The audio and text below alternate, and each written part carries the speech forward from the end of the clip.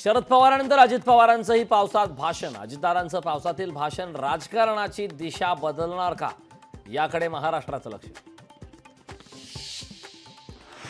अजितदाराचा वादा पक्का असतो. राजेश विटेकरांना आमदार करून दाखवलं. बारामतीच्या जनसन्मान रॅलीत अजित पवार यांचं वक्तव्य. यंदा अजित पवारांचे पुत्र जय पवार लॉन्चिंगची चर्चा.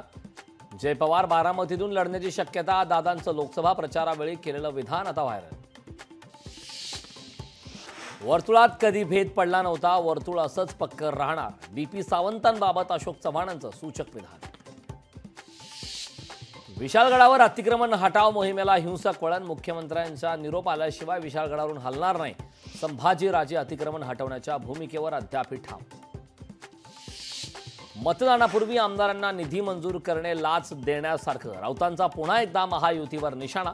तर राऊतांनी संशयाची नजर बाजूला ठेवावी. शंभूराज देसाई यांचं प्रत्युत्तर.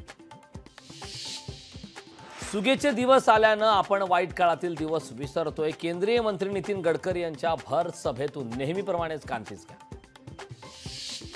कर्नाटक, केरळ, कोकण आणि गोव्यासाठी रेड अलर्ट जारी करणार. भारतीय हवामान खात्याचे शास्त्रज्ञ नरेश कुमार यांचा इशारा.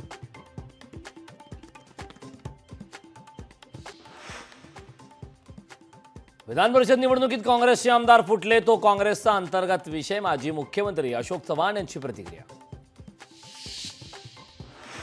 पक्षासोबत दगाफटका केला असेल आमदार जितेश अंतापूरकर यांची हकालपट्टी करा. काँग्रेस पक्षाचे जिल्हाध्यक्ष हनुमंत पाटील यांची मागणी. आषाढी एकादशी निमित्ताने सरकारकडून मंत्र्यांची समिती गठीत. भाविकांना सरकारकडून विविध सेवा सुविधा पुरवल्या जाणार. राजकीय हिंसेला लोकशाहीत स्थान नाही. डोनाल्ड ट्रम्प यांच्या जीवघेण्या हल्ल्यावर नाटो प्रमुखांचा निषेध. मुंबईत पुन्हा मुसळधार पावसाला सुरुवात. जोरदार पावसाने मुंबईकरांचं जनजीवन विस्कळीत.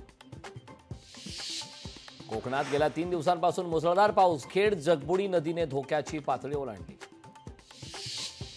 वाशिम मुसळधार पावसामुळे लेंडी नदीला पूर. किनारी राजा मार्ग मागील 2 तासांपासून बंद. नागपूरच्या काही भागात मुसळधार पाऊस. पुढील 3 ते 4 दिवस विजांच्या कडकडाटासह पावसाचा अंदाज. आसामच्या मोरी गावात पूरस्थिती गंभीर. पुरामुळे अनेकांचे राज्यातील जनजीवन विस्कळीत. मुंबई नाशिक महामार्गावर प्रचंड वाहतूक कोंडी. वाहतूक कोंडी समोर पोलीस प्रशासन मात्र हतबल.